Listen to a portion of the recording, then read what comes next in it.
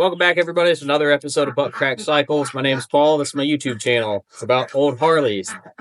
Please ignore the ducks and the chickens. Someone's going to complain, I'm sure. Whatever. On this episode, though, we're working on my Shovelhead, and I'm going to use these three items to hopefully end up with a leak-proof and trouble-free 4-speed ratchet top Shovelhead transmission. Let's go get started working.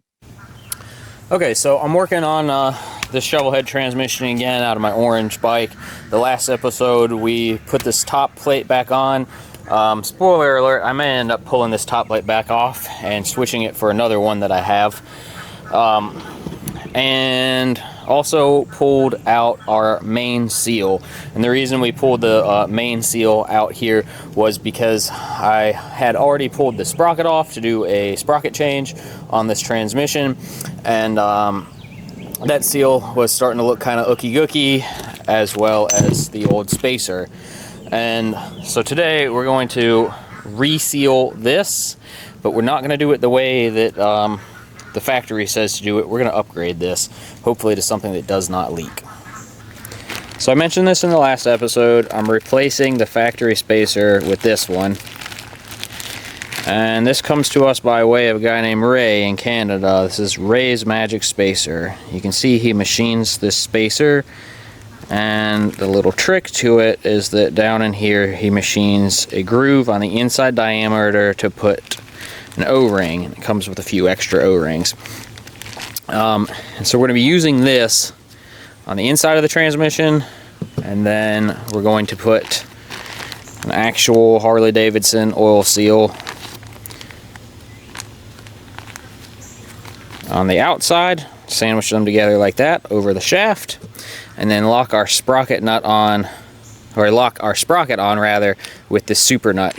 So we're going to be making a sandwich basically like this, with the sprocket right here where my thumb is, and hopefully between all of this, this gives us a good leak-proof, trouble-free transmission. When you buy one of the spacers from Ray, he'll send you an email, and it'll include all the directions for how to do this. So we're going to go through this and get started. So step one is going to be just cleaning this up. Makes a pretty big deal about making sure there's no burrs. You can kind of see some little nick marks around here where the seal rides from previous owners, mechanics, whoever, pulling seals out. I'm not crazy about this, but I'm just gonna run it. I think it'll be fine. So I'm gonna take a little emery cloth, clean all this up, and brake clean all that out.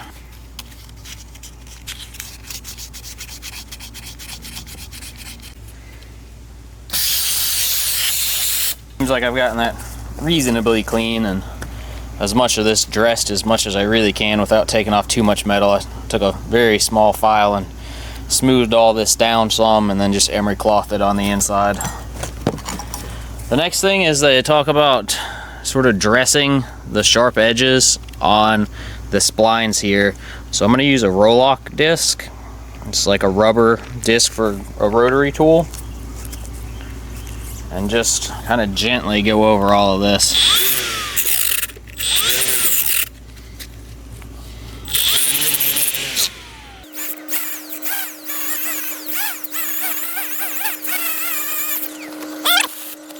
Our next suggestion is to take some Teflon tape and go over those same splines. Okay, there we go. Sometimes the reality of YouTube is that being able to work and get a good shot don't necessarily go together. The next suggestion is to then grease the outside of the Teflon tape. Similarly, grease the inside, like right here, of the spacer. And finally, grease the inside of the main seal. We're going to make our sandwich. We're going to take the main seal and the spacer and kind of put them together like this. The directions say that installing them sort of as a pair helps keep this all together and not cut this O-ring on the inside.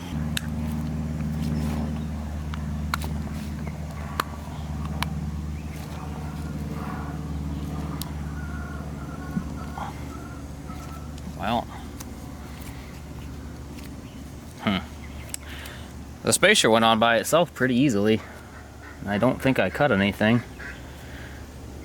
I'm gonna have to actually drive this seal in there and get it square because it's not perfectly square. Alright, so the spacer actually went in there pretty easily. I just was able to push it right in, honestly.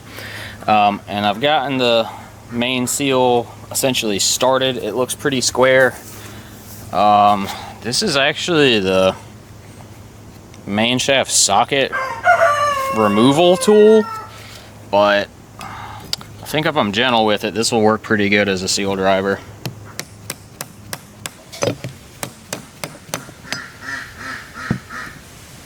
Looks like our seal's in there. Looks like our spacer's in there pretty good. Let me take this Teflon off of these threads now and grab a sprocket. Shop manual says to do this with the flat part facing out. You see that there's like a beveled side and a flat side. So flat side facing out.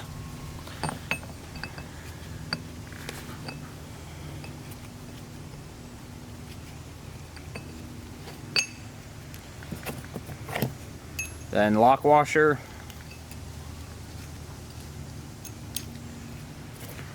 And finally the nut. Like I said, I'm using a super nut.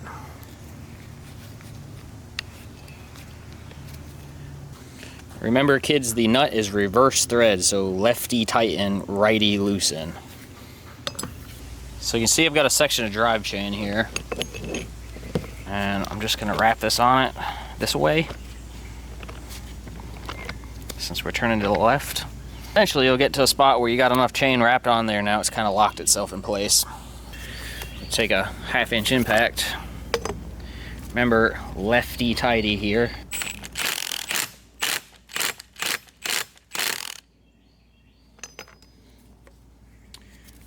Just kind of snug it up.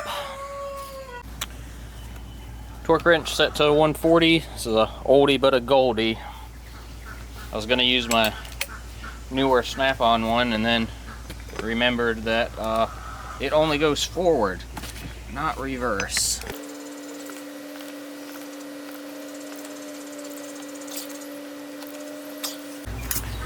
Okay, so that's on there. Everything's tight, good to go. Make sure we didn't jack with our clutch push rod there. And now I just got to do the lock tab. I'm going to take a little paint scraper, get it started,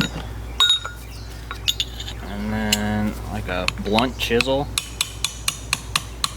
We'll do it on all three. It seems to end up a little bit cleaner than something about getting that paint scraper behind it to just get the bend started. It seems to make the lock tabs go cleaner than just whacking them with a screwdriver or a chisel or whatever right off the bat. Doesn't that look nice?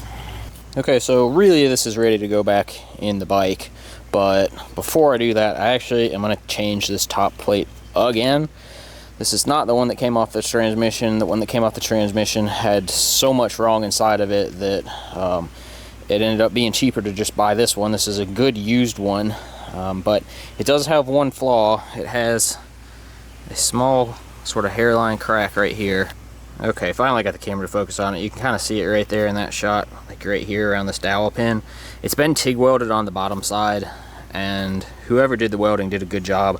And I was all set to run this. I was just gonna run it as is and cross my fingers and hope that it would be good. However, I recently went to visit my family in Connecticut and came back with a whole bunch of Harley parts from my late Uncle Rich. A lot of y'all on this channel know about him. He's kind of who got me into this stuff. Let me find where it is. Side note, this is all stuff that's going on the web store. Levi's denim vest, a couple of local motorcycle shirts, buttcrackcycles.com.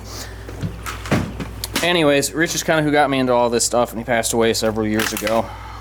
And I was visiting with my aunt, his wife, Mary, and she gave me all this stuff that was his, and included in it was this.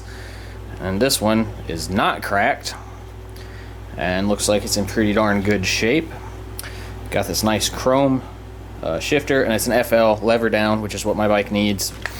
And the top plate on this shifter drum assembly has even less play than the one that's currently on the transmission. So I'm not going to videotape this. This is really easy, but we're just going to movie magic this onto that.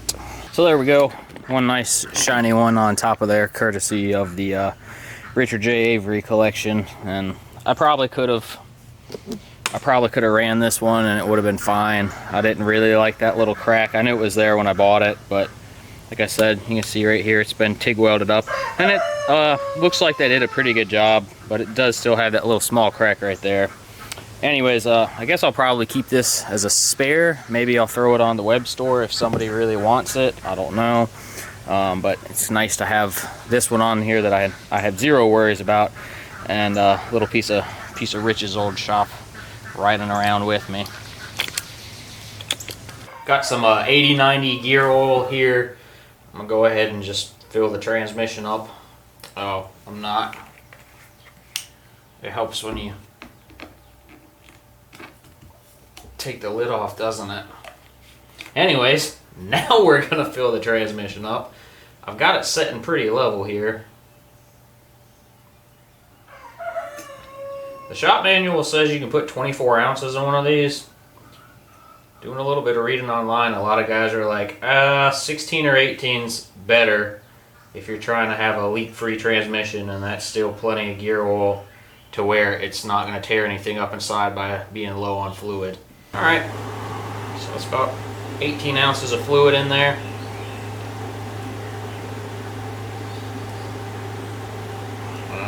Snug that back up, put this back in the bike. Yeah, what are you doing, Kenneth? Do you know what that tool is called? Yes. Do you remember what I told you it's for? No. Are you measuring stuff? Yeah. Yeah, it's an angle finder. Show everybody, I got the camera going, show everybody how it works. So you put it on here. Uh-huh. And you see what it says. And this one's about 61. Then I snatch it. Yeah, 61 degrees. Then I put this one on. Uh-huh. And it's about 60. And what is that useful for doing? Measuring. Yeah, and you can do what with it between two things? Okay. Like kind of compare them to see if they're the same or different? Yep. Alright, while Kenny's doing that, I went ahead and threw the transmission back in this bike, which I didn't film because it only takes 10 seconds. And yeah, I think that's where we're going to wrap this episode up. Top plates back on. We should be ready to go, ready to shift. Kenny, you want to be in the shot? Mm-hmm. And yeah, full of fluid. Ew. Ah, gross. I hate gum. Yeah, that's it. We're gonna wrap this episode up here. Thanks for watching. It's a mess in here, as y'all can see. We're covered up with bikes and parts, and there's parts and parts and parts and tools and parts and bikes and just crap everywhere. Okay, so from here, I'll need to put the primary back on. I actually hadn't bolted the transmission down, so I'll bolt the transmission down and torque it, throw the primary back on, finish the isolation of that I started months ago, and put the clutch back in it. And yeah, should have a riding motorcycle here, hopefully within a couple of weeks. It's my birthday coming up soon, and I really want to take this thing on a little trip up to the mountains. What is it? Yeah. Alright, thanks for watching. See y'all on the next episode.